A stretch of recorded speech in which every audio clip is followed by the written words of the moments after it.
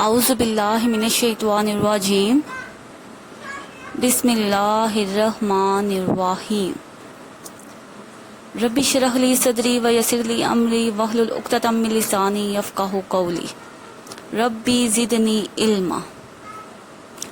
السلام علیکم ورحمۃ اللہ وبرکاتہ اسٹوڈنٹس، امید کرتی ہوں آپ خیریت سے ہوں گی اور آپ لوگوں کو جو پچھلی ڈائری اردو کی دی گئی تھی وہ آپ لوگوں نے اچھے طریقے سے یاد کر لی ہوگی اور لکھنے والا کام لکھ بھی لیا ہوگا۔ تو آج بھی آپ لوگوں کی جو ڈائری ہے اس کی طرف آ جاتے ہیں۔ لیکچر نمبر 2 جمعرات 4 جون سن 2020 جماعت دہم، مضمون اردو، عنوان سبق نمبر 2 جس کا نام ہے سبق نمبر 2 ہے جو آپ کا نظریہ پاکستان۔ تو سرگرمی ہے آپ کی قیام پاکستان کے مقاصد کی ایک فہرست بنائیں۔ قیام پاکستان کے جتنے بھی مقاصد تھے وہ آپ لوگوں نے اپنے رجسٹر پر لکھنے ہیں اور آپ لوگ انٹرنیٹ سے بھی سرچ کر سکتے ہیں۔ سبق نمبر 2 جس کا نام ہے نظریہ پاکستان، اور اس سبق کے جو مصنف کا نام ہے وہ ہے ڈاکٹر غلام مصطفیٰ خان، جو اس سبق کے مصنف ہیں۔ تو آپ آ جاتے ہیں ہم تدریسی مقاصد پر۔ اس سبق کو پڑھنے کے تدریسی مقاصد کیا ہے کہ نظریہ پاکستان کے مفہوم سے آپ لوگ آگاہ ہو جائیں گے، آپ لوگوں کو پاکستان کی تشکیل کے مقاصد سے واقفیت ہو جائے گی کہ پاکستان کو بنانے کے مقاصد کیا تھے، اور جو تیسرا تدریسی مقصد ہے آپ کا وہ یہ ہے کہ پاکستان بنانے میں جتنی بھی شخصیات نے حصہ لیا ان کے بارے میں آپ لوگوں کو پتہ لگے گا کہ ان شخصیات کے کیا نام تھے اور انہوں نے کیا کیا کارنامے سر انجام دیے۔ تو آ جاتے ہیں سبق کے مصنف کے تعارف پر۔ سبق کے مصنف ہے ڈاکٹر غلام مصطفیٰ خان، جو 1912 کو پیدا ہوئے اور سن 2005 کو ان کی وفات ہوئی تھی، اور یہ جبل پور میں پیدا ہوئے تھے۔ اور انہوں نے کافی زیادہ ڈگریاں بھی حاصل کی تھی، ٹھیک ہے، LLB کی، MA اردو کی، MA فارسی کی ڈگریاں انہوں نے حاصل کی، اور انہیں 17 امتیاز اور نقوش ایوارڈ، اقبال ایوارڈ اور نشان سپاس بھی ملا۔ اور انہوں نے جو ان کی موضوعات ہیں جن پر انہوں نے قلم اٹھایا وہ پاکستانیات، ادب اور تصوف ہے، اور انہوں نے 100 سے زیادہ کتب تصانیف کی۔ سید حسن غزنوی، حیات اور کارنامے، سراج البیان ان کی تصانیف ہیں۔ اچھا جی، اب آ جاتے ہیں اس سبق کے خلاصے کی طرف۔ اس سبق میں آپ لوگوں کو مصنف نے نظریہ پاکستان کے بارے میں بتایا ہے کہ کیسے مسلمانوں نے اپنا ملک جو ہے وہ حاصل کیا۔ تو جب مسلمان جو سے تھے وہ ہمیشہ کفر و الحاد کے سامنے ڈٹے رہے، لیکن جو بادشاہ اکبر تھا اس نے بہت زیادہ ملک میں کافرانہ طریقے رائج کر دیے تھے، اور اس کو دین جو سا تھا وہ ہمارا بالکل غیر مسلموں کی طرح ہوتا جا رہا تھا۔ ایسے میں حضرت مجدد علی ثانی جو ان سے ہیں وہ اٹھ کھڑے ہوئے، اور پھر جو مغلیہ سلطنت کے زوال کے بعد انگریزوں نے اپنے قدم جمائے اور پھر ملک میں انتشار پھیل گیا، اور اس کے اسلام کی سربلندی کے لیے جو سلطان حیدر علی ہیں اور ان کے بیٹے سلطان ٹیپو ہیں انہوں نے بھی انگریزوں کا مقابلہ کیا، لیکن انہیں کامیابی نہ مل سکی، اور اس کے بعد مسلمانوں نے آہستہ آہستہ پاکستان حاصل کرنے کی کوشش جو ہے وہ تیز کر دی۔ 1857 کی جنگی آزادی کے بعد جب مسلمان بالکل پسپا ہو گئے تو ایسے میں سر سید احمد خان سامنے آئے، اور نواب وقار الملک بھی ہیں جو وہ بھی سامنے آئے، اور انہوں نے مسلمانوں کو دوبارہ کھڑا کیا۔ علامہ اقبال قائد اعظم جنہوں نے مسلمانوں کو کھڑا کیا، مسلمانوں نے اپنی ایک سیاسی جماعت بھی بنائی جس کا نام تھا مسلم لیگ، اور 1906 میں یہ بنی تھی، اور پھر نظریہ پاکستان کی بنا پر بھی ہم نے اپنا ملک حاصل کیا تھا۔ نظریہ پاکستان اسلامی زندگی اور قدروں کا تصور بنیادی حیثیت رکھتا ہے۔ نظریہ پاکستان کا مقصد جو تھا وہ اسلامی اصولوں کی ترویج کے لیے ایک مثالی مملکت کا نمونہ تھا، اور قائد اعظم کی پرخلوص قیادت میں پاکستان 14 اگست 1947 کو آزاد ہو گیا تھا۔ اچھا جی، یہ اسٹوڈینٹس آپ لوگوں نے اس میں جو میں نے آپ کو وہ سلائڈس دکھائی تھی اس میں سے میننگ جو سے ہیں وہ صاف نہیں تھے، تو آپ لوگوں کو باقاعدہ جو سے ہیں وہ میں نے میننگز یہ آپ لوگوں کو سامنے سلائڈس پر نظر آ رہے ہوں گے۔ میں نے سارے مشکل الفاظ کے جو معنی ہیں وہ آپ لوگوں کو سلائڈس پر دکھا دیے گئے ہیں۔ تو آپ لوگوں نے سب سے پہلے اس سبق کی اچھے طریقے سے ریڈنگ کرنی ہے۔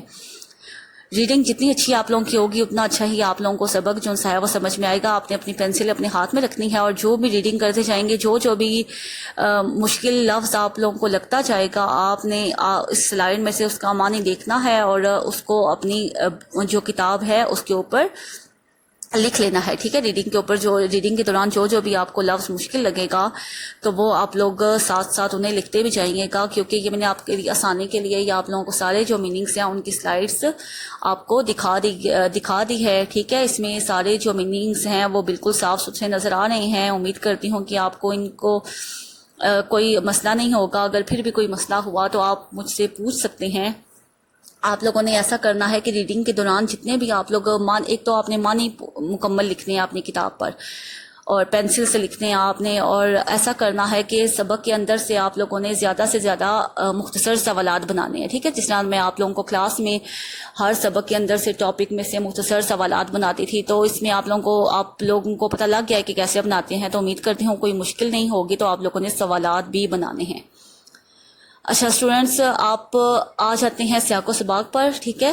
آپ کا یہ جو پیراگراف ہے وہ تو کوئی بھی ہو سکتا ہے، لیکن سیاق و سباق آپ لوگوں کو یاد ہونا چاہیے. تو آپ لوگوں کو یہ جو سیاق و سباق ہے وہ بھی میں نے آپ کو سلائڈ پر دکھا دیا گیا ہے کہ ڈاکٹر غلام مصطفیٰ نے اپنے اس سبق میں نظریہ پاکستان میں قیام پاکستان کے پس منظر کو پیش کیا ہے.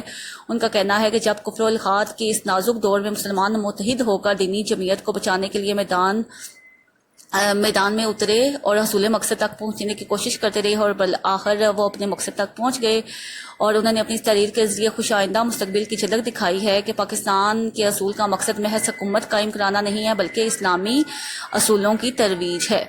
یقین محکم، عمل پہ ہم، محبت فاتح عالم، جہاد زندگانی میں ہیں یہی مردوں کی شمشیریں. ٹھیک ہے. تو یہ آپ لوگوں کو مشقی سوالات بھی نظر آ رہے ہوں گے، یہ بھی آپ لوگوں نے اچھے طریقے سے یاد کرنے ہیں.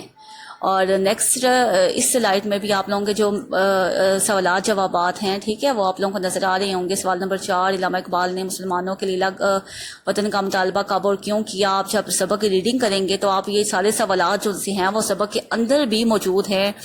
تو آپ لوگ جو ہے اگر وہ تھوڑا چھوٹا لکھا ہوا ہے لیکن اس سے صرف آپ کانسیپٹ لے سکتے ہیں. آپ لوگوں نے جب ریڈنگ کرنی ہے تو آپ لوگوں کو اچھے طریقے سے سمجھ آ جائے گا کہ اس کوشچن کا کیا آنسر ہے. ٹھیک ہے. آپ نے صرف یہاں سے کانسیپٹ لینا ہے، لیکن آپ لوگوں نے اپنی زبان میں ہی خود سے آپ لوگوں نے سارے جو کوشچنس ہیں وہ اپنے رجسٹر پر اس سبق کے لکھنے ہیں. اور صرف یہی آپ لوگوں نے سوالات یاد نہیں کرنے، بلکہ جو میں نے آپ کو بتایا ہے کہ آپ نے جو دوسرے سوالات ہیں سبق کے اندر سے وہ بھی بنانے ہیں. تو یہ والے سوالات میں نے آپ کو سوالائٹس پر دکھا دیں گے ہیں.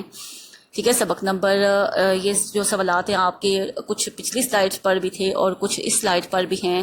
سوال نمبر 4 ہے، سوال نمبر 5 ہے، سوال نمبر 6 ہے، سوال نمبر 7 ہے اور سوال نمبر 8 ہے. ٹھیک ہے. تو امید کرتی ہوں کہ آپ لوگوں کو یہ جو سوالات ہیں وہ سمجھ آ گئے ہوں گے. اس کے بعد آپ لوگوں کے جملے ہیں. ٹھیک ہے. الفاظ و مرکبات کے آپ نے جملے بنانے ہیں. کفر و الحاد، جب بھی کفر و الحاد کا غلبہ ہونا شروع ہو تو مسلمان اس کے سامنے ڈٹ جاتے ہیں. نفاق، امت مسلمہ کے زوال کا سب سے اہم سبب باہمی نفاق تھا. مستحکم، ہمیں چاہیے کہ اپنے ملک کو زیادہ مستحکم اور شاندار بنائے. زک، کاہل اور کامچور لوگ ہمیشہ زک اٹھاتے ہیں. خود مختار، پاکستان کے تمام شہری آزاد اور مختار ہیں. جمعیت، اسلامی جمعیت دین اسلام ہی سے مستحکم ہوتی ہے. اخوت، نبی پاک صلی اللہ علیہ وسلم نے انصار اور مہاجرین کے درمیان اخوت کا رشتہ قائم کیا. فلاح و بہبود، تمام انسان فلاح و بہبود کی کوشش کرنا دین اسلام کا حاصہ ہے. عمل پیغام، مسلمان قوم کے یقین، اتحاد اور عمل پیغام کی بدولت ہی پاکستان مرز وجود میں آیا. اچھا جی. اس کے بعد آپ لوگوں کو یہ جو سلائڈ سامنے نظر آ رہی ہے اس میں آپ لوگوں نے جو آپ لوگوں کے کثیر انتخابی سوالات ہیں وہ آپ لوگوں کے پینسل سے میں نے ٹک کر دیے ہیں، وہ آپ لوگوں کو سامنے نظر آ رہے ہوں گے. تو وہ بھی آپ لوگوں نے اچھے طریقے سے یاد کرنے ہیں. ٹھیک ہے. اور اس سلائڈ پہ بھی آپ کو یہ جو غلط اور درست الفاظ ہیں یہ بھی نظر آ رہے ہوں گے. اور کالم الف اور کالم بے ہے، یہ میں نے ملا دیے گئے ہیں. آپ لوگ اپنی کتابوں پر ان کو سالو کر لیجیے گا. اور اسٹوڈنٹس صاحب آ جاتے ہیں ڈائری پر. جو ڈائری ہے آپ کی وہ ہے سبق نمبر 2. آپ لوگوں نے مکمل یاد کرنا ہے اور اس کے جو مشقی سوالات ہیں وہ آپ نے رجسٹر پر neat and clean calligraphy writing میں یاد کر کے لکھنے ہیں. لیکچر کا اختتام دعا پر کرتے ہیں. سبحانک اللہم و بحمدک، اشہد ان لا الہ الا انت، استغفرک و اتوب الیک. اللہ حافظ.